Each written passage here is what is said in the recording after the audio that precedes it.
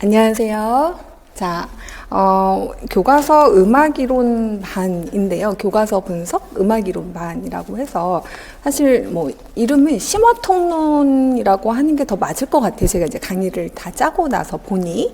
근데, 심화통론을 할 수밖에 없었던, 그러니까 요번 이제 강의를 하면서 이제 어떻게 진행할 건지 간단히 OT를 좀 하고, 수업은 이제 이후부터 진행을 할 건데요. 일단 시험에서 굉장히 교과서의 비중이 많은데요. 큰데 선생님들이 그걸 몰라요. 왜냐하면 교과서에 뭐가 있는지를 정확하게 잘 모르세요. 그래서 거기에 나왔던 부분들을 굉장히 간과하고 그냥 이렇게 나오고 나면 그냥 이게 어디서 나왔지 하고 이제 약간 지나가는 그런 부분들이 사실 많아서 지금 점수가 어느 정도 이제 되었는데, 그러니까 커트라인 부근에 되었는데 좀 더 약간의 이제 이만큼씩 올려야 되는 부분들 있잖아요. 그게 기출문제하고 교과서로 이제 이만큼씩 올려질 거고, 그리고 올해 지금 처음 준비하신 선생님들은 그냥 그 순서대로 핵심 이론을 했고, 그 다음에 이제 핵심 이론 다음에 교과서를 바로 가셔도 되고, 핵심 이론만 들었을 때 이게 너무 내용이 많은 내용을 짧은 시간에 하니까 이해하는 게 조금 어려울 수 있다고 해서 제가 심화반을 이제 미리 열어드렸잖아요. 이제 연간으로 들으신 선생님들 같은 경우는. 그래서 이미 연간 그 마인드맵 심화반을 2달 동안 3과목을 다 들으신 분도 계세요.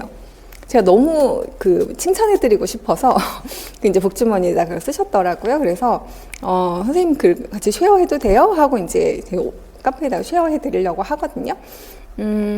일단 그렇게 하고 나시면 이제 3, 4, 5, 6월 동안 무엇을 하면 가장 이제 점수를 확실하게 이렇게 탁탁탁 도장을 찍을 수 있을까 하는 부분에서 이제 2022 교과서가 올해 나올 거라고 이제 예상을 하고 2022 교과서 반으로 처음에 이제 진행한다고 이제 말씀을 드렸었는데, 저 교과서를 아무리 기다려도 나올 그게 아니고, 그리고 이제 일정이 이제 다 늦춰졌다는 거예요.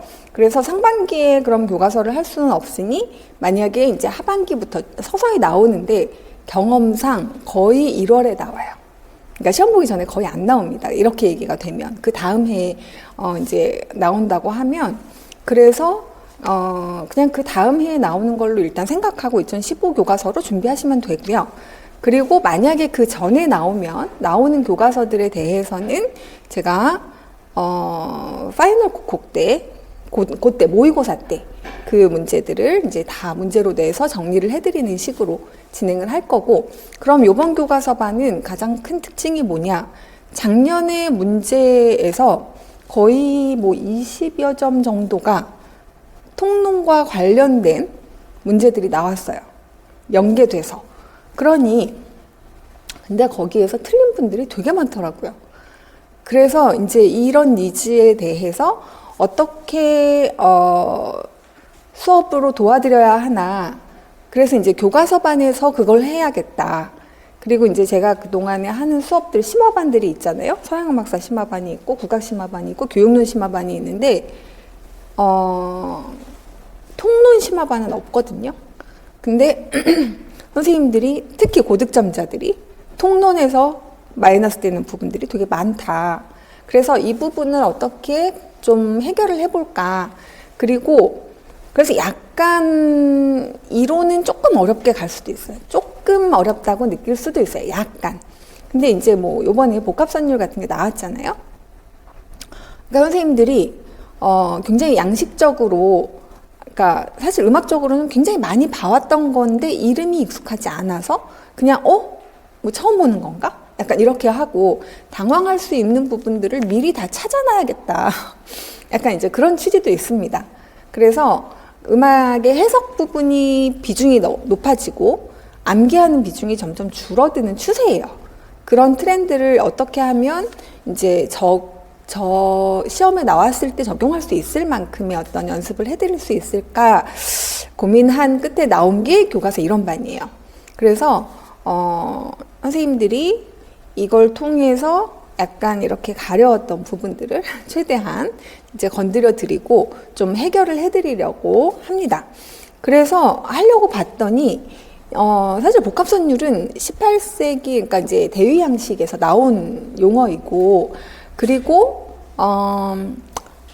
대놓고 후가 분석이 나오진 않지만 대위적인 부분이 굉장히 많이 다뤄지고 있는 거예요. 음악의 어떤 이론적인 것처럼 해서. 그래서 여기 대위법 수업을 대위법 수업을 그냥 열어드리려고요. 근데 이 수업을 이번 주에 듣고 오시면 좋겠어요. 16세기 대위법이랑 18세기 대위법이랑 이거를 같이 이렇게 하려면 18세기와 16세기 대위에 대한 부분이 어느 정도 기본 이론적인 부분이 뒷받침이 되어야 이 부분이 잘 이해가 되실 거거든요. 그래서 지금 여러분들에게 나누어 드린 강의 계획서에는 지금 18세기 선율량식 이렇게 해서 11가지 작은 용어들, 챕터들이 나올 거예요. 그쵸? 잠시만요. 이걸로 인강으로 보신 선생님들도 같이 볼 수 있게 제가 올려드린 부분에 그러니까 첫 주 수업에 이제 들어갈 부분인데요. 18세기의 선율 양식에서 지금 8번째에서 다루는 게 복합 선율선이고, 그 다음에 이제 선율 형태와 조성 틀, 그리고 구조적인 음고, 동기적인 음형, 뭐 이런 것들이 이제 다 언어로 이제 나중에는 같이 알려드릴 건데, 물론 그 번역은 조금씩 다르게 될 수 있어요. 근데 약간 이론사적인 관점에서 접근해서 문제 낼 때 나올 수 있는 용어들이 있단 말이에요. 그런 거를 이제 좀 미리 우리가 체크해 보고, 근데 그걸 하기 전에 16세기와 18세기 대위법은 기본 어휘를 알아야 이제 이런 것들이 훨씬 더 이해가 잘 되실 거란 말이죠. 그래서 아까 말씀드렸듯이 대위법 사회 수업이 16세기가 2회, 그리고 18세기 대위법이 2회 이렇게 있어요. 근데 시간은 그렇게 많지 않거든요. 그래서 선생님들이 맘만 먹으면 이틀이면 들으실 수 있어요. 그래서 이틀을 그냥 할애를 하세요. 그래서 그러니까 복습까지 다 해서도 그렇게 들으실 수 있거든요. 자, 그리고 4주차 교과서 문제풀이반이 있는데 4주차의 교과서 문제풀이반은 제가 이따가 이제 이걸 어떻게 들으시라고 얘기를 해드릴 텐데 이거는 수업을 듣기 전에 먼저, 그러니까 아무것도 하기 전에 먼저 한번 풀어보세요. 문제를 다 다운받아서. 이건 이제 주로 서양음악사 관련된 문제들로 주로 되어 있고, 이번 이제 새로 하는 수업에서는 이론 관련된 문제들을 또 제가 여러분들에게 제공을 해드릴 거예요. 그러니까 수업 때 이제 활용하는 것들로 해서. 그래서 뭐냐면 일단 풀어보는데, 지금 이제 선생님들은 직강으로 오신 선생님들은 일단 한번 그러니까 풀고 어느 정도 맞히는지를 한번 보기 위해서 제가 이제 문제를 한 회분을 지금 드렸는데, 요거는 그냥 빠르게 한번 풀어보는 거예요. 그러면 교과서에 나와 있는 그대로 낸 거거든요. 근데 이제 교과서에 그대로 나와 있는 거를 내가 몇 % 정도, 그리고 어디가 좀 튕기나, 읽는 지문 자체가 다 그냥 교과서니까 그런 악보나 이런 것들도 다 교과서에 있는 것들이거든요. 그래서 그거를 먼저 문제로 한번 쫙 뽑아서 풀어보세요. 그것도 그렇게 시간이 오래 걸리지 않아요. 근데 뭐냐면 항상 제 수업은 문제부터 시작해서 문제로 끝나요. 그러니까 문제를 가지고 내가 내 체크를 하는 거죠. 내가 지금 어느 정도를 암기해서 다 풀 수 있나. 그건 좀 빨리 푸시는 거예요. 그런 다음에 수업을 듣고 그 다음에 이제 복습할 때 다시 한번 문제를 푸는 거. 그리고 그래서 지금 이제 요 두 가지는, 요거는 문제만 먼저 푸시고요. 요거는 문제만 먼저 푸는데 해설은 나중에 들으세요. 수업 다 들으신 다음에. 우리 지금 요번 수업을 듣고 해설을 들으시는 것을 뭐 꼭 그렇지 않아도 이제 그럼 나는 먼저 문제부터 해설까지 다 듣고 그 다음에 수업을 듣겠다 해도 전혀 상관없어요. 그거는 이제 순서는 그렇고, 그 다음에 요 대위법은 요거는 가급적 1, 2주차 안에 이번 주와 다음 주 정도의 수업을 들으세요. 그래서 16세기 대위법, 이제 이런 흐름이면 16세기 대위법 딱 나올 타이밍? 나올 때가 된 것 같은 느낌이거든요. 그래서 그 평가영역 분류표에도 16세기 대위법 내겠다 되어 있고 18세기 대위법 내겠다라고 되어 있어요. 그래서 그거를 어떤 법칙이라고 생각하지 마시고요. 대입 법칙이라고 생각하지 마시고 음악이라고 생각하셔야 해요. 그래서 이제 그걸 어떻게 선율 작법이라든지 해석이라든지 분석은 다 같이 가는 개념이에요. 그래서 왜 이런 문제들의 비중이 갑자기 이렇게 늘어났을까요? 라고 질문을 하시면 교육과정에 그렇게 나와 있어서 그래요. 핵심 아이디어, 음악을 이렇게 만드는 또는 연주하는 핵심 아이디어들을 가르쳐라. 이게 이제 2022 교육과정에서 굉장히 강조하고 있는 거 두 가지가 있는데요. 하나는 그게 이제 시험에 그대로 반영됐어요. 하나는 핵심 아이디어고요. 그거는 이제 음악의 원리들이에요. 주로 작곡 원리라든가 이론적인 원리들, 그걸 뒷받침하는 그게 첫 번째고요. 두 번째는 맥락적인 부분이 굉장히 강조됐어요. 교육과정 안에. 그랬더니 뭐 꾀꼬리도 문제가 나오고 노란 이게 무슨 색이 무슨 의미냐라든가 뭐 여러 가지 그 뭐 북청사전오름 같은 경우도 그렇고 뭔가 맥락을 짚어서 그 흐름 안에서 이해하고 있는지를 묻는 식의 문제들이 비중이 커졌어요. 그래서 우리는 교육과정을 보면 다음 문제의 어떤 경향을 읽을 수가 있는데 그래서 결국에는 그 두 부분이 다 어디에 많이 나와 있냐면 교과서에 많이 나와 있어요. 집중적으로. 그래서 교과서에서 어떤 걸 흘려버리면 안 되는지를 제가 알려드리는 수업이에요. 사실은 이 교과서 분석이라고 하는 것은 여러분들이 그걸 다 잡을 수는 없잖아요. 책이 종류가 10종류이잖아요. 그리고 10종류가 중학교 거 2개 있고 고등학교 거도 따로 있으니까 그럼 한 30여 종이 되죠. 그런 데다가 이제 이론 교과서와 이제 그런 심화 교과서들까지를 다 합치면 40여 종이 넘는단 말이에요. 40여 개를 넘는 거를 그럼 하루에 한 권씩 정해서 내가 이렇게 줄줄줄줄 본다. 그게 머릿속에 제대로 들어가느냐? 그냥 줄줄줄 보고 덮었는데 문제를 풀면 또 못 풀어요. 그러니까 그러지 않기 위해서는 체계적으로 넣으셔야 해요. 그래서 이 책에 있는 내용들을 다 모아서 다시 정리를 해드린 게 이 교과서 분석집이에요. 그러니까 요거를 가지고 우리는 이제 출발을 해볼 건데, 제가 방금 말씀드린 게 최근 경향, 교과서 비중이 커졌다는 부분을 말씀드린 거고요. 그래서 음악 이론에서의 핵심 원리를 이제 우리가 겨냥한 문제들에 대해서 좀 더 적극적으로 대응해보자 하는 부분이 있습니다. 음악 해석이나 핵심 원리가 이렇고, 그 다음에 그래서 이제 기본기에 충실하신 분들은 사실은 좀 이 문제가 유리할 수 있어요. 그러니까 원래 하는 거 아니야? 약간 이런 것들이 이제 문제가 나올 수 있는 거죠. 악보를 보고 그걸 잘 해석할 수 있다면. 근데 그 해석하는 기본 어휘들이 부족하신 분들은 이거 다 음악적으로 설명하면 다 금방 알만한 것들인데 그냥 익숙하지 않아서 지레 겁먹고 약간 그냥 놔버리는 그런 일이 없어야 될 것 같아서 우리가 아까 이제 그런 개념들을 중심으로 해서 이제 다뤄볼 거고, 그 다음에 우리가 이제 그래서 어떻게 대응할 거냐는 크게 두 가지를 이제 요 수업에서 좀 더 들어가는 부분. 하나는 심화 통론이고요. 하나는 문제예요. 그래서 이제 문제는 교과서 문제풀이만을 사실 제가 녹화를 그 이전에 아주 정성 들여서 녹화를 해놓은 부분이 있습니다. 그래서 그 내용을 여러분들이 이제 인강으로 제공이 될 거고, 그리고 이제 순서는 상관없다고 했지만 문제는 꼭 미리 풀어봐라 수업 전에 이렇게 말씀을 드렸고요. 그 다음에 그래서 우리가 이제 문제로, 그러니까 여기 우리가 이제 수업을 하는 건 6주 강의를 수업을 할 거예요.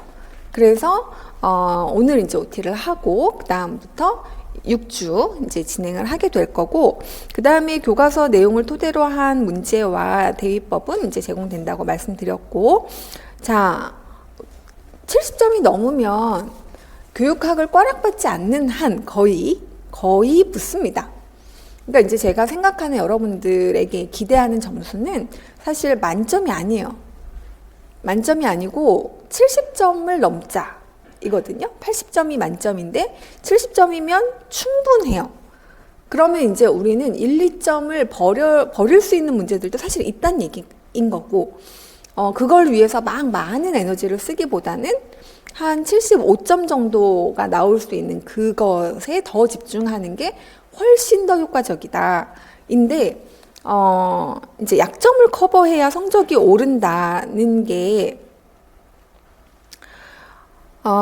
지금 이제 3월부터 공부를 시작하시는 선생님들은, 그러니까 그동안 쭉 이제 1, 2월을 해오셨던 선생님들은 처음부터 준비하시는 선생님들도 있겠지만 3, 4월부터 준비하시는 선생님들은 대체로 이전에 이제 그래도 시험을 한번 본 경험이 있거나 하실 텐데, 이제 어떤 커트라인 주변에 이렇게 점수가 많이 몰려 계시거든요. 그렇지 않겠어요? 많이 몰려 있습니다. 우리가 한 200명 정도를 뽑는다. 그러면 거기에서 1점 이내로 떨어지신 분이 200명은 당연히 넘어요. 그러니까 거기서부터 점수를 쫙 이렇게 카운트 해본다고 생각해 보세요. 그러면 이제 어떤 분은 그 전에는 1차를 붙었는데 이번에는 1차가 안 됐다. 그러면 이제 그런 분들을 제가 상담을 좀 많이 해드렸는데요. 어디서부터 공부해야 될지 모르겠어요. 이 질문을 되게 많이 받아요. 그래서 이제 문제에서 틀린 거를 한번 봅시다. 그리고 이제 문제들을 이렇게 보면 선생님들의 이제 공통적으로 발견되는 게 기본적으로 실수템이 꼭 있고요. 이걸 왜 틀렸어요? 뭐 이러면 그때 이게 안 보였어요. 뭐 이런 것들이 항상 있고요. 이제 그거 없애야 되는 거는 그러면 2, 3점은 올라요. 기본적으로.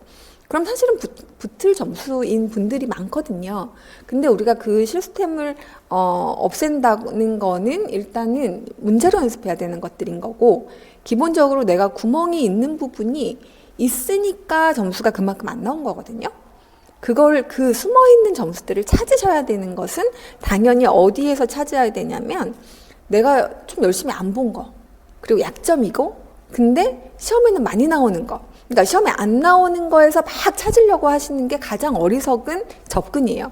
그런 분들은 대체로 개론서를 막 파요. 상반기 내내 개론서를 파겠다. 그게 안 좋다는 이야기가 아니라, 그러면 이제 개론서에 있는 걸 다 하겠다는 심산으로 접근을 한다는 건데, 거기에서 뭔가 나올 수 있을 법한 부분들을, 근데 그거를 찾기가 어디서 나올지를 모르잖아요.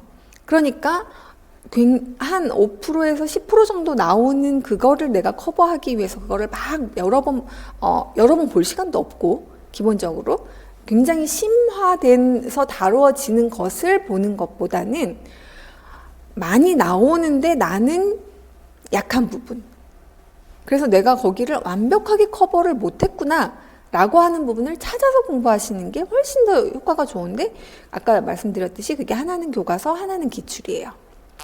그래서 그렇게 이제 그 정도 점수에서 안 되셨던 분들은 이제 2024, 2023, 2022, 2021 이렇게 백으로 해서 그 해마다 문제를 한번 풀어보세요. 그러면서 문제 오독률이 상당히 높습니다. 그런 선생님들은 공부를 했는데 문제를 이걸 제대로 이해를 못하는 경우들이 많아요. 그 오독률을 줄이셔야 돼요. 그러면 문제에서 나왔던 문제들에서 내가 어떤 걸 오독하는지, 근데 그게 이제 다시 풀 경우에는 오독률이 확실히 줄기는 합니다만은, 그러니까 암기가 안 됐다기보다는 대부분은 찬찬히 읽고 문제가 원하는 그것에 접근하는 방법을 잘 알고 했으면 사실은 맞출 수 있는 문제들이 되게 많아요. 대부분입니다, 사실은. 근데 그리고 이제 교과서를 잘 봤으면, 맥락적인 부분들을 잘 챙겼으면 맞출 수 있는 부분들도 또 2, 3점 정도가 항상 있어요. 1, 2점이어도.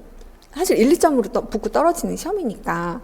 그렇다면 우리가 이제 핵심적인 원리를 묻는 개념에 관련된 부분들을 정리해야 하고, 그 다음에 문제들에서 오독을 하지 않으면서 맥락적인 부분들에서 꼭 챙겨야 될 부분들이 잘 메꿔져 있으면, 교과서를 통해서, 그러면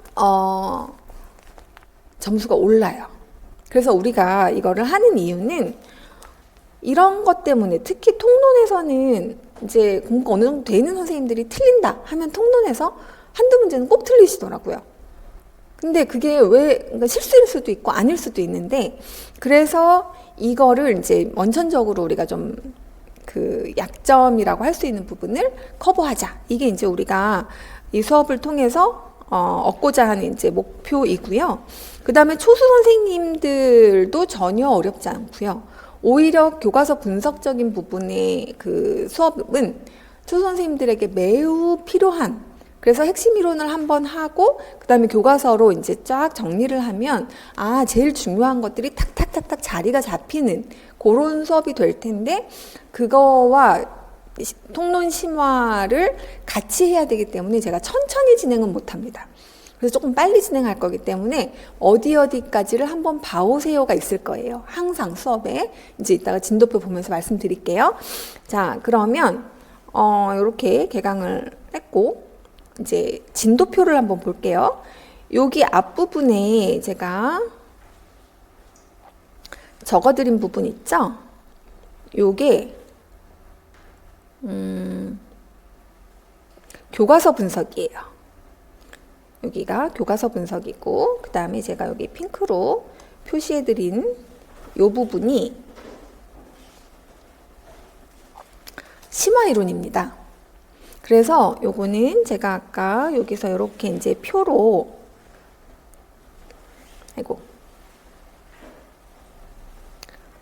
표로 드렸는데요.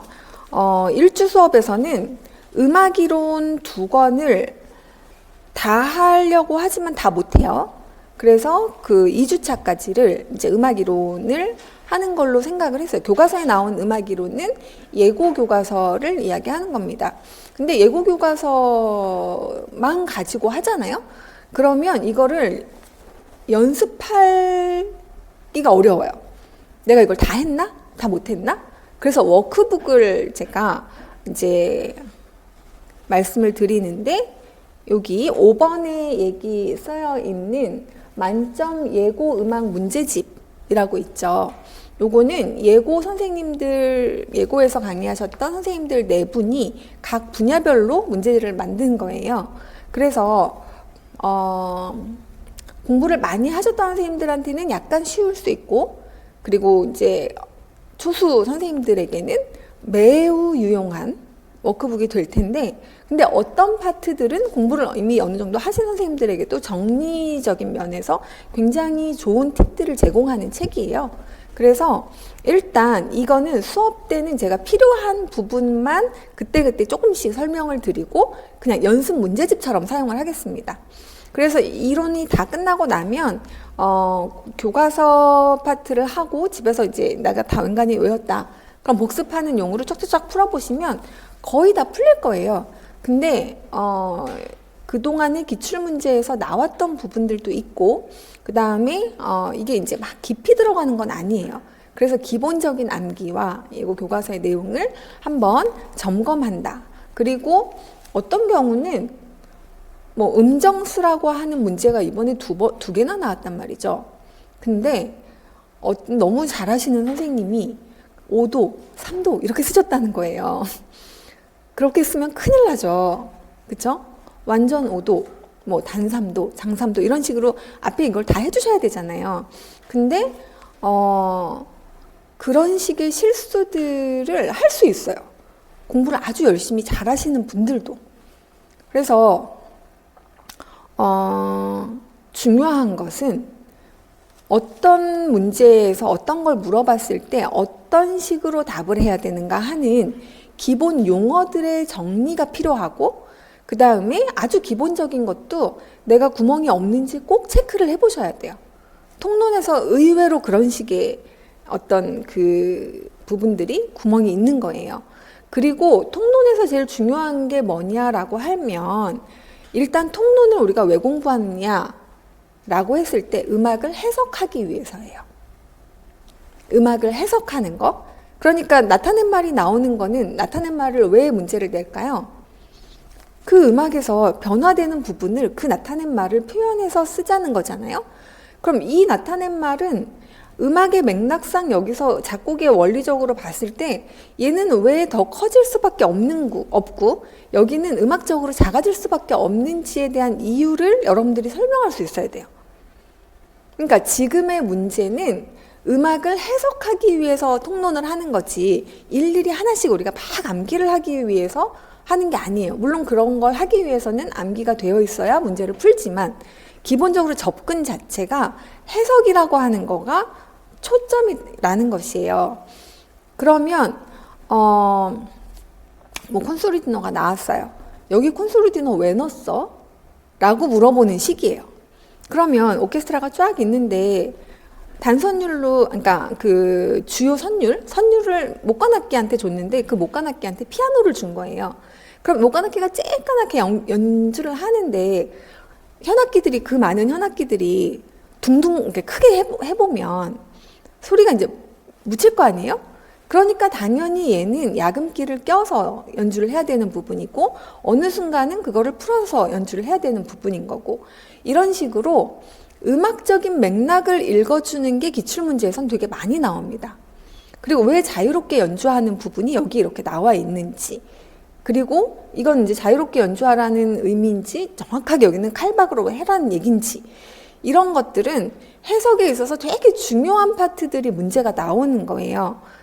그래서 우리는 오케스트라 총보, 선생님들이 약간 총보 나오면 쫄아요. 총보 많이 볼 겁니다, 이 수업에서. 자, 총보가 나라마다 악기를 다 다르게 적어요. 약자가 다 다르단 말이죠. 독일에선 독일 거 쓰고 이탈리아에선 이탈리아 거 쓰고 프랑스에선 프랑스 걸로 써요. 그러니까 여러 개를 봐두셔야 돼요. 모르는 게, 그것 때문에 뭐 모르는 게 없이. 그리고 어디는 이제 그런 식의 뭔가 해석을 하기 위해서는 음악을 해석하기 위한 포인트로 접근을 하셔야 통론을 단순 암기처럼 이게 빡빡하지 않고, 그리고 그런 연습을 주로 할 수 있는 방향으로 진행을 하려고 하는데, 그렇게 해서 이제 여러분들이 제일 약한 거를 제가 막 여쭤봤어요.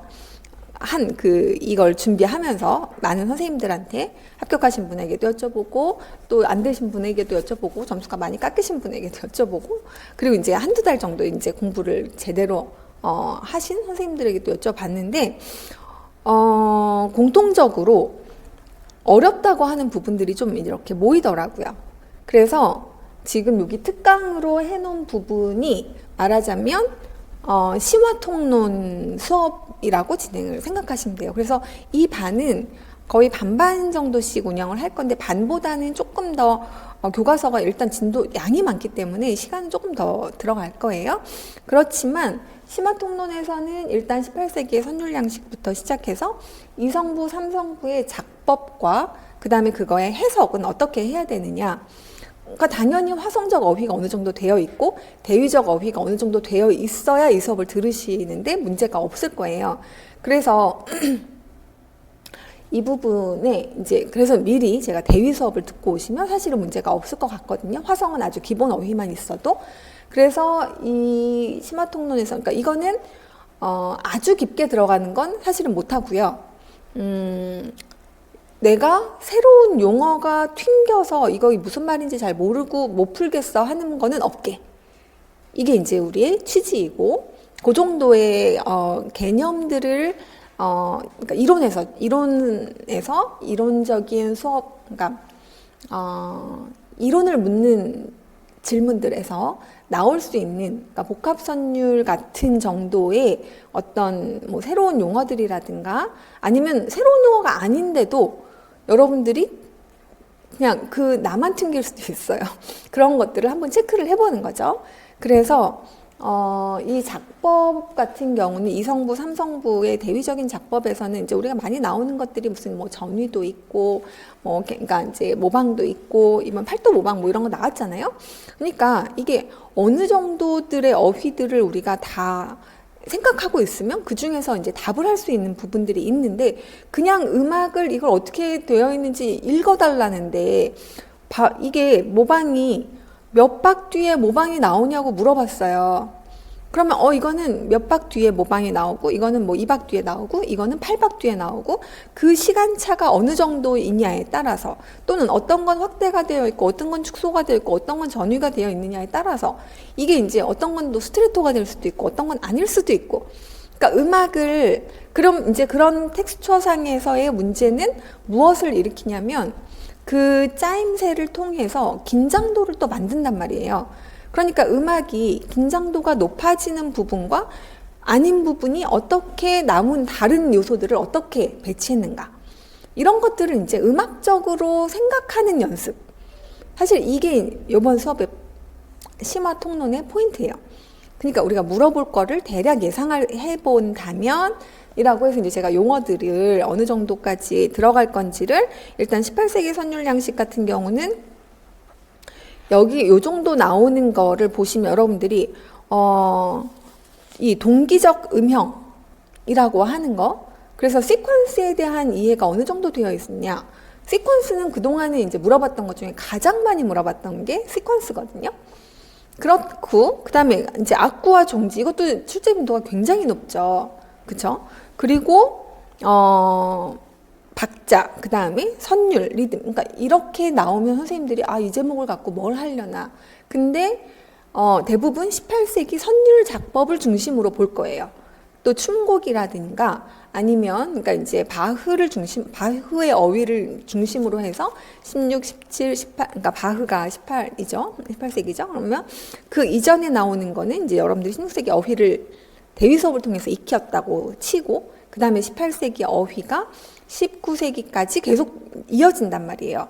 대위적인 어휘와 화성적인 어휘가.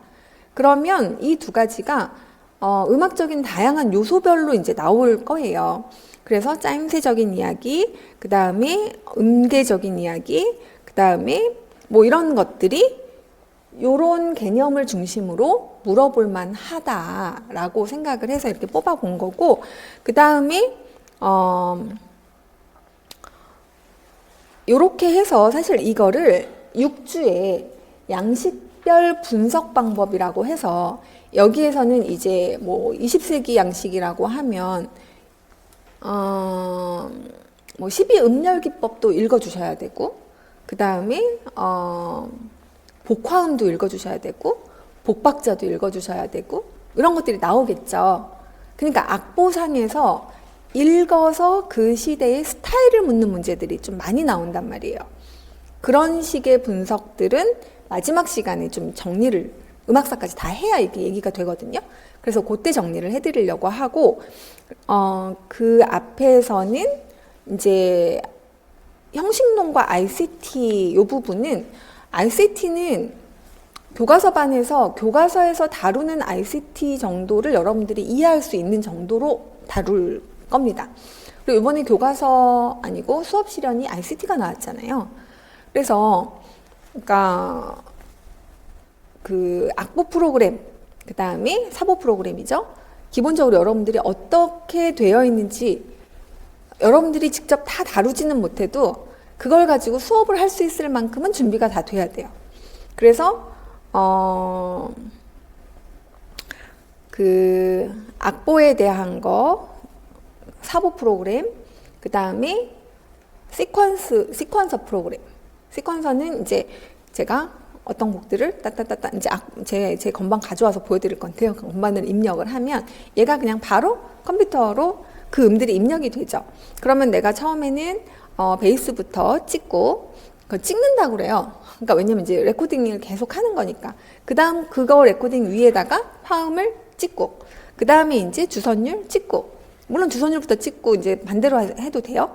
그렇게 해서 악기들을 추가를 해서 그걸 다시 이렇게 입히는 게 시퀀싱이에요. 이제 그런 것들은 다 보여드릴 거예요. 그래서 시퀀스 프로그램과 그다음 이제 오디오 편집. 오디오 편집은 우리 이제 녹음해 볼 겁니다. 제가 목소리 녹음해 보고 그리고 이제 다른 음원들 가져다가 그걸 가지고 구체 음악을 만드는 과정을 잠깐 보여드릴 건데 수업에 다 그런 부분들이 있어요. 근데 이제 그동안에는 그런 부분들을 그렇게까지 자세하게 안 했거든요. 근데 또 2022 교과서 교육 과정이 ICT를 너무 강조하는 거예요. 디지털 리터러시에 대한 부분을. 그러다 보니 바로 수업 실현에 반영이 됐고 그래서 이제 이런 것들이 이론 문제로도 나올 수 있겠다는 거죠.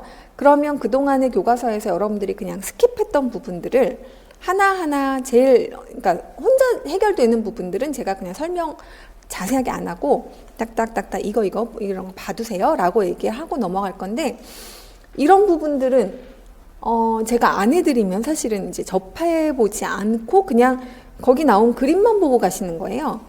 그러면 이제 이게 뭔 말이야 약간만 바꿔서 나와도 그게 이제 어디까지 외워야 되는지도 감이 안 오고, 그쵸? 이게 최근 문제 나왔던 거는 뭐 수능 복합은 뭐 이제 이런 것들이 문제가, 그러니까 사운드의 성격에 대한 거, 그리고 음향학적인 부분이 한번 문제에서 간단하게 다루어진 정도이긴 하나, 아마도 올해 문제에서는 분명히 그거보단 한 단계 더 들어가서 나올 거다. 나온다면. 그러면 이제 교과서에 나온 정도일 텐데, 그럼 여러분들이 교과서를 보고 그냥 그게 이해가 되느냐? 이거는 진짜 해봐야 알거든요. 그러니까 그 과정을 봐야 알아서 그런 부분들은 따로 시간을 이제 요 수업에서 그게 다 나와 있는 것들이에요, 교과서에. 그리고 여기 형식론 같은 경우는 이 선율작법을 하고 나면 그 다음부터는 이 선율을 만드는데 어떤 부분은 반복하고 어떤 부분은 약간 대조적인 파트를 만들고 선율을 만들 때 그 다음에 다시 또 반복한다. 그럼 우리가 보통 아는 ABA 형식이 되잖아요. 그쵸? 근데 이제 이거가 양식적으로 바로크 춤곡에서는 어떻게 쓰이고 고전 춤곡에서는 어떻게 쓰이고 낭만 춤곡에서는 어떻게 쓰이는지, 이런 것들을 이제 악보를 들여다보면서 보는 연습을 해야 그냥 기본적으로 막 달달 외웠던 거에서 넘어갈 수가 있어요. 그러니까 악보 나온 문제에 어렵지 않게 적용을 할 수 있는데 그 적용 단계가 일단 약하시대요, 선생님들이. 그러니까 이 말은 무슨 말인지 다 알겠는데요, 악보만 나오면 저는 그냥 쪼그라들어요 뭐 이렇게 얘기를 하시는 분들이 생각보다 많아서 이 파트를 넣었어요. 그래서 기본 어휘는 교과서, 그러니까 음악이론 교과서에서 다루는 정도의 어휘를 가지고 이제 심화에서는 악보로 적용을 해보는, 그래서 이제 뭐 바로크 춤곡들도 막 가져오고 그다음에 뭐 낭만 시대의 춤곡들도 가져오고, 그러면 기본적으로 바로크 춤곡은 2부 반복 2부가 기본적으로 약간 디폴트이고, 그다음에 이제 낭만 쪽에 가면 3부가 보통 기본, 뭐 그 행진곡도 그렇고 3부가 좀 기본적으로 많이 나오는데, 그리고 이제 고전이 기출로 나왔었죠. 순환 2부가 나왔었잖아요. 미뉴엣이다라고 하면서. 그럼 이제 여기서는 순환 2부가 약간 디폴트예요. 근데 그렇게 외워서 풀 수 있는 정도면 뭐 좋겠지만, 그런 걸 안 주고 그냥 단순히 악보만 보고 우리가 파악을 해야 된다. 그러면 일반적인 것을 알고 그 다음에 악보에서 파악하는 것까지 하셔야 이게 해결이 돼요. 그래서 이제 그런 부분들이 주로 우리가 이번 수업에서 한 단계 점프 이렇게 하는 부분들이 있어야 돼요.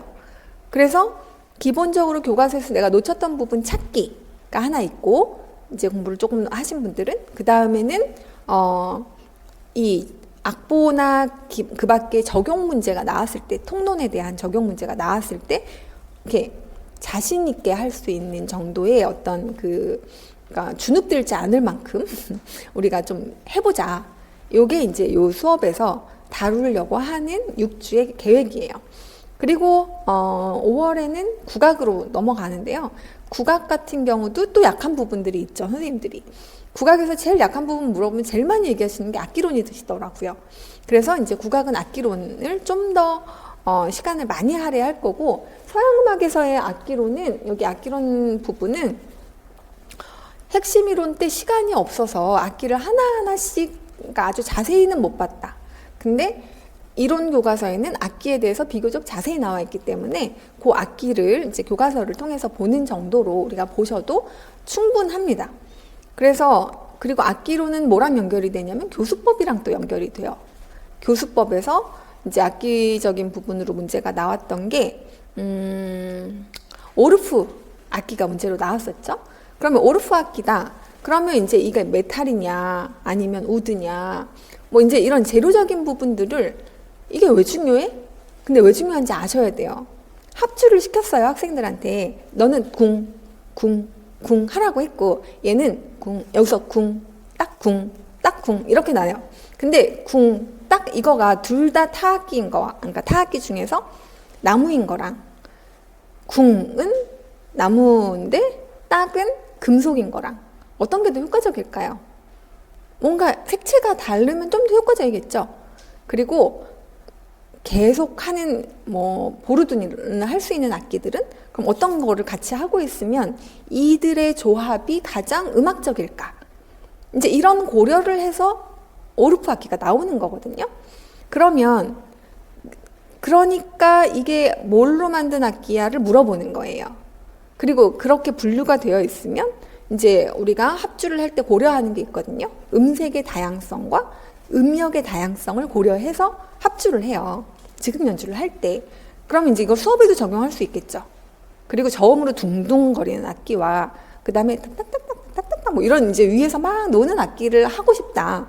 그러면 우리는 어떤 걸 선택하면 가장 효과적일까? 쉬운데 하고 났을 때 음악적으로 애들이 우리가 이런 거 했어 약간 이런 느낌이 되려면 어떤 악기면 좋을까? 그러니까 결국에는 수업에 적용하는 것과 그 다음에 그 악기들을 만드는 어떤 분류적인 원리 이런 것들을 먼저 물어보게 되는 거예요. 그런 다음에 각 악기들이 그러면 얘는 뭐 리드가 있는 악기인지 얘는 리드가 없는 악기인지 또는 얘는 금속으로 뭔가 저희가 되는지 또는 지속적인 소리가 나는지 안 나는지 그리고 두 옥타브 위로 적는지 두 옥타브 낮게 적는지 한 옥타브 낮게 적는지 위로 적는지 이런 거는 문헌 해석의 문제인 거죠. 그래서 그걸 제대로 읽어야 그 다음에 뭘 할 수 있냐면 만약에 저음악기다. 그럼 저음악기를 이걸 화성 분석을 하세요가 블랭크였어요. 그러면 그 저음악기는 더블 베이스가 한 옥타브 낮게 나니까 이 음이 저음이 아니고 저 위에 있는 저 악기가 저음이 아니고 더블 베이스가 저음인 거를 아셔야 되죠. 두 옥타브 아래서 그러니까 한 옥타브 아래서 나니까. 그런 식으로 음악의 해석 문제는 항상 통론 문제는 음악적인 흐름과 연결해서 문제가 나온다는 것을 생각하고 접근을 해주세요 라는 거예요. 자, 그래서 왜 이런 부분을 다루고 왜 저런 부분을 다루는지 일단 여러분들이 이제 좀 납득이 되셨을 거고 약간 그래도 기대를 할 수 있게 내가 여기서 이런 것들을 하겠고 그 다음에 여러분들이 그럼 미리 또 해오셔야 되는 부분들이 있겠죠. 그래서 그거는 수업 때 제가 좀 더 자세하게 말씀을 드릴 거예요. 교과서에 어떤 부분을 어떻게 읽고 어떻게 체크를 해오세요. 그러면 그리고 어떤 건 음악을 좀 들어오세요 라고 하는 부분들이 있을 거예요. 그래서 그런 것들을 하면서 여러분들이 스스로 공부할 수 있도록 제가 최대한 잘 도와드리려고 합니다. 자, 그래서 이렇게 진도표가 되어 있고 그 다음에 잠시만요.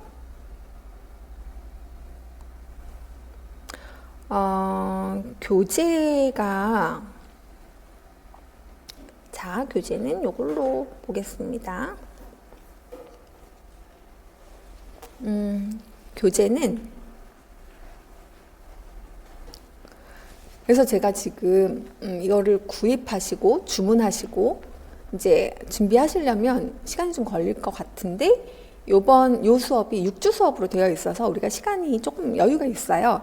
그래서 수업은 이제 본격적인 수업은 다음 주부터 시작을 할 거고 그때까지 준비하실 게 이제 거민정 교과서 사이트로 들어가시면 음악 이론 그 다음에 음악사라고 하는 게 이제 고등학교 섹션에 나와 있습니다. 그래서 GMP하고 교학사 책을 구하시면 되고요. 그 다음에 정 못 구하면 뭐 이렇게 합격하신 분들한테 좀 얻어서 처음엔 공부를 하셔도 괜찮을 것 같고요. 그 다음에 음악 감상과 비평이라고 하는 부분이 지금 나와 있는 게 교학사 천재, 그 다음에 아침나라, 음악과 생활, YBM 이건 다 출판사 이름이거든요. 그래서 여기서 5가지가 나와 있어요. 그래서 나와 있는 것 중에서 이제 지금 이제 저도 이 5가지를 하루에 다 진행을 하려고 하는데요. 근데 이거는 음악사랑 음악 이론을 한 다음에 하면 얘네들은 훨씬 수월합니다. 내용이 다 겹칠 거잖아요. 그쵸? 그리고 이제 음악 교과서 분석집이라고 되어 있는 요거는 뭘 준비하시면 되냐면 북스파나 여기 아래에 이제 우리 데스크에 가시면 북스파는 인강으로 들으신 선생님들은 북스파에 들어가시면 2018 버전이라고 해서 제가 교과서를 만들면서 그러니까 그 교과서 정리집 분석집이죠. 정리집이 아니라. 그래서 이거를 이제 내용을 그러니까 이렇게 분류를 이미 다 해놓은 것들이 있어요. 그래서 그걸 가지고 수업을 할 거고, 그 다음에 이제 여기 5번에 나와 있는 만점 예고 음악 문제집 요 워크북, 요거는 뭐 필수는 아닌데요. 근데 이걸로 연습을 하시면 예고 교과서 본 것들은 가장 잘 암기가 되어 있어야 할 필수 내용들을 이제 가장 잘 문제로 확인할 수 있다. 그래서 요 정도 준비를 하시면 되는데 되게 많죠. 요 정도라고 얘기를 하지만 굉장히 많아요. 그리고 이제 제가 또 프린트를 또 드릴 거예요. 다음 주부터는 요 어떤 부분은 교과서에 있는 부분으로 진행을 할 수 있는 부분은 교과서로 있는 부분으로 할 거고요. 그리고 뭐 형식론이라든지 그 다음에 여기 약간 선율론이라든지 아니면 이성부, 삼성부 작법 해석이라든가 이런 것들은 지금 교과서 수준보다는 훨씬 더 약간 심도 있게 들어갈 거기 때문에 그냥 제가 프린트를 만들어 드릴 거예요. 이 책들 다 여러 개 모아가지고 열심히 만들고 있습니다. 그래서 그걸 가지고 진도를 나가도록 할 거예요. 그래서 그 내용을 설명을 많이 넣지는 않으려고 노력하고 있어요. 왜냐면 막 분량이 뭔가 근데 예시는 많이 넣으려고 합니다. 그래서 여러분들이 예시를 많이 그 문헌이나 그런 것들을 좀 많이 악보를 보면 이건 그러니까 했던 개념들을 이제 했던 개념은 최대한 심플하게 정리를 해드리려고 지금 만들고 있고, 그 다음에 예시는 그래도 좀 풍부하게 드리려고 이해가 잘 되어야 하고, 그 다음에 이렇게도 적용해보고 저렇게도 적용해보고 약간 이렇게 해서 뭐 여러 책을 가지고 지금 그 자료를 만들고 있어요. 그래서 다음 주에는 18세기 요 선율양식에 대한 부분부터 이제 시작을 하도록 할 거고요. 그 다음에 그럼 이제 혹시나 6주 안에 못하면 보강을 할 수도 있습니다. 그렇지만 제가 원래 이거를 오후 수업으로 했었거든요. 근데 이제 종일 수업으로 하는 거예요. 그래서 시간을 그렇게 부족할 것 같지는 않아요. 아주 부족하지는 않고, 그 다음에 이제 교과서를 저랑 그냥 막 이렇게 보는 거는 큰 의미가 없어요. 그래서 그런 부분들은, 그러니까 여러분들이 다 알만한 부분들은 조금 더 빠르게 진행을 하려고 합니다. 근데 이 내용은 반드시 알아둬야 해요 라고 하는 부분들이 있어요. 시험에서, 그러니까 지금의 시험 경향상 그런 부분들을 약간 이렇게 교과서에 어떻게 나와 있는지, 설명이 어떻게 나와 있는지 같이 점검하면서, 그리고 이거를 왜 이렇게 설명을 했고 이 교과서 저자들이 공통적으로 이 곡은 왜 이렇게 다 실었을까? 뭐 이런 거 있잖아요. 만약에 무조음악을 설명하고 싶어요. 그럼 여러분들이 교과서 저자다. 그럼 어떤 곡 가져올까요? 많은 저자들은 달에 올린 피에로를 가져왔어요. 그러면 달에 올린 피에로는 무조음악이 갖고 있는 어떤 전형성을 어떻게 잘 보여주고 있는지, 근데 거기에 나와 있는 작곡 기법은 그럼 다 20세기적이야? 아니에요. 많은 경우 바로크 시대 고전 때 했던 것들을 많이 쓰고 있어요. 그래서 어떤 거는 모음곡을 쓰기도 하고 어떤 거는 베이스에서 그라운드 베이스를 쓰기도 하고, 그러니까 작곡 원리라고 하는 것을 주로 물어본다는 관점에서 생각해 봤을 때 단지 얘는 조성이 없을 뿐 나머지 원리는 다 앞에 있던 것들을 가져온다는 얘기예요. 그래서 우리가 작곡 원리에 대한 문제들이 이제 좀 많이 나오는데 전형적인 것을 셀렉트해요. 그 교과서 저자들이. 그럴 때는 거기서 그 곡을 통해서 보여주고 싶은 양식적 특징이 뭐냐? 이게 이제 포인트고, 그러면서 그때 사용한 작곡적인 원리들에 대한 부분이 이제 핵심 아이디어의 작곡 원리로 많이 물어보게 되는 겁니다. 그래서 뭐 12음열 기법을 수업을 한다. 그럼 여러분들이 이제 12음열 기법을 어떻게 수업을 할까? 라고 했을 때 작곡 원리는 일단 아셔야 하겠죠. 그래서 이제 이거를 12음을 균등하게 쓴다는 기본 전제가 있어요. 그럼 이제 그 기본 전제를 가지고 어떻게 수업을 할 수 있을까? 그럼 이제 기본 시리즈를 하나 만들어요. 그래서 뭐 1번, 2번, 3번, 4번, 12번으로 되어 있는 거를 이렇게 쫙 뿌려주고 자, 순서대로 12명이 하나씩 골라요. 그래서 1번 학생이 고른 게 첫 번째 그러면 이제 F샵. 두 번째 학생이 고른 음이 뭐 E. 그러면 E. 그렇게 해서 이제 그 어떤 시리즈를 하나 만들었다. 그러고 나면 그 다음엔 뭘 할 건데? 자, 이런 게 실제 수업에서 다룬 핵심 원리예요. 그러면 이제 그 다음 줄은 어떻게 만드는지에 대한 걸 학생들한테 얘기를 해줘야 될 거 아니에요? 그래서 그 12칸을 만들고 12줄을 만들어야 되잖아요. 그러면 학생들이 이제 그걸 갖고 이제 어떻게 수업을 할 것까지 쫙 연결을 시켜 보시면, 그러면 이제 앞에서 했던 전위, 그러니까 우리가 바로크 이전의 수업에서 뭐 캐논도 공부를 하고, 그러니까 캐논 원리들이 있잖아요. 인벌전이 있고, 그 다음에 또 역으로 리트로그레이드가 있고, 그럼 이제 거기다가 리트로그레이드 인벌전까지 해서 이 세 가지를 쓰면서 이제 얘네들을 막 바꿔보는 거잖아요. 그러니까 근데 그거를 여러분들이 보여줄 수 있어야 돼요, 학생들한테. 그러니까 수업을 한다고 생각을 하면 이 핵심 원리라고 하는 부분들은 단순히 그냥 암기가 아닌 거예요. 음을 어떻게 다루었는지에 대한 양식사가 돼버려요, 이론사가. 결국 묻고자 하는 건 그런 내용이거든요.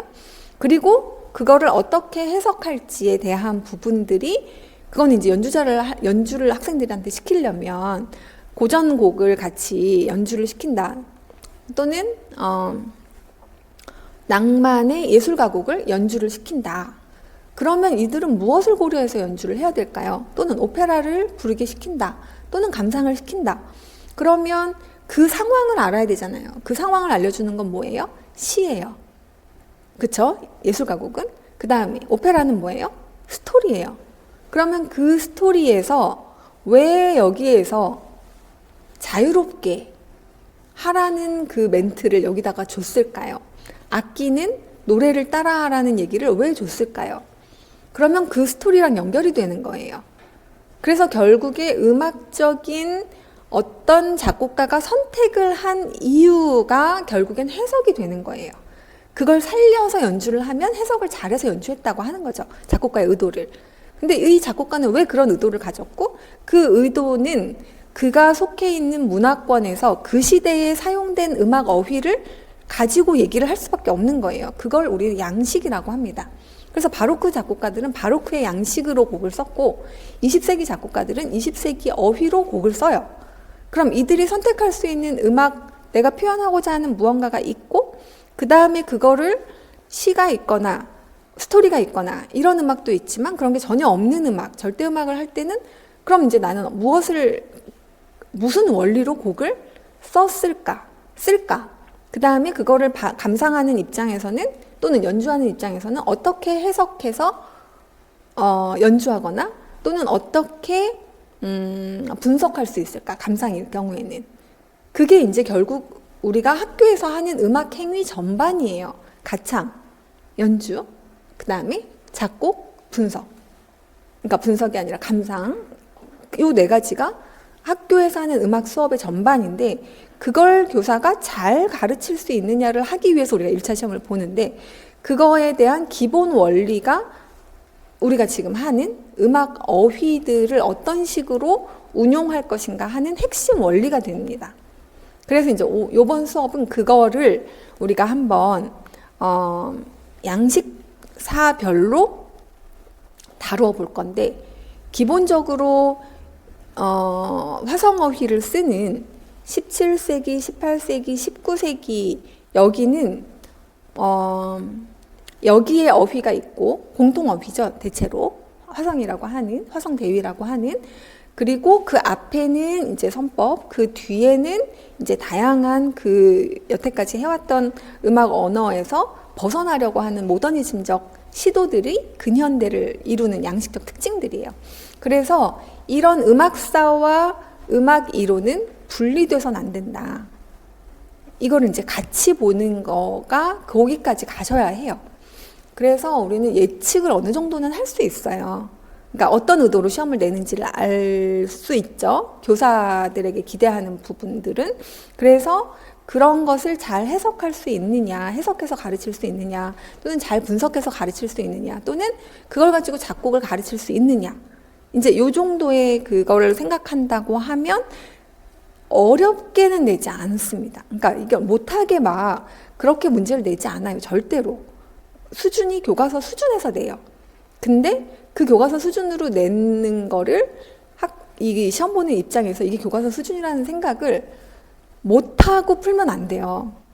그래서 우리가 이미 다 이런 식으로 해봤다는 생각을 하면서 나올 법한 게 나왔네 라고 생각하면서 푸실 수 있게 그런 어떤 익숙함을 만드는 게 이번 수업의 전반적인 목표라고 생각하시면 될 것 같아요. 그래서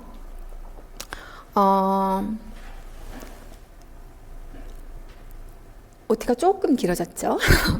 조금 길어졌는데 이 수업을 통해서 선생님들이 꼭 점수를 많이 올렸으면 좋겠고 그 다음에 이렇게 한 단계 촥 올라갔으면 좋겠어요. 그러니까 저의 의도가 그대로 잘 반영이 된다면 그래서 수업을 들으시면서 또 의견들을 주세요. 피드백을. 그러면 제가 최대한 종강하기 전까지 선생님들이 어떤 부분에 더 뭔가 더 알고 싶은 게 있는지 그리고 뭔가에 대한 답답함이 있는 부분들은 계속 알려주시면 어떻게든 시간을 이렇게 쪼개서 넣어 보겠습니다.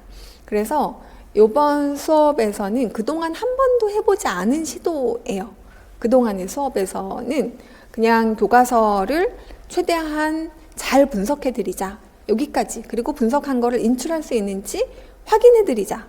그게 이제 문제풀이로 했던 건데 거기서 이제 한 단계 더 나아가서 이론적인 핵심 원리들을 양식적으로나 그 음악에 해석할 수 있는, 그러니까 지도할 수 있는 충분한 그 어휘들을 핵심 개념들을 습득하고 악보를 읽어낼 수 있는 정도의 능력까지 같이 역량을 키워내자. 자, 여기까지가 이제 이번 수업의 아주 원대한 목표예요. 그래서 다들 이 단계까지 일단 가실 수 있으면 좋겠고, 그리고 항상 중요한 건 기출을 계속 체크하셔야 돼요. 그래야 제가 왜 하고 있는지를 납득을 하실 수가 있어요. 저는 그냥 기출이 가는 데까지 가고 항상 거기서 더 가는 거거든요. 선생님들이 그러니까 이런 걸 안 하다가 이걸 하는 이유는 시험 경향이 그쪽으로 가고 있어서 선생님들한테 그거를 트렌드를 맞춰드리기 위해서 이걸 이제 강의를 기획을 한 거예요.